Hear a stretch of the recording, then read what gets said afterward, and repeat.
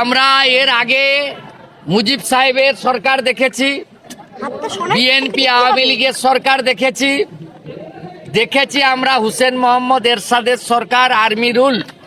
কিন্তু এই ধরনের ভারত বিদ্বেষী কথাবার্তা, ভারত বিদ্বেষী আচরণ, এই রকমের হিন্দু নিধন, হিন্দুদের আস্থার জায়গা মন্দিরকে টার্গেট করা, এইভাবে হিন্দু সনাতনী প্রচারক প্রভুদেরকে মিথ্যা মামলায় জেলে পোরা, এ জিনিস আমরা বিগত দিনে দেখিনি। আমরা সরাসরি ভারতকে আক্রমণ করছেন। এই প্রশাসককে বলতে চাই, নুন আপনার আছে, আয়োডিনটা ভারতের। আমি এখান থেকে দাবি করছি ভিসা 100% স্টপ করুন।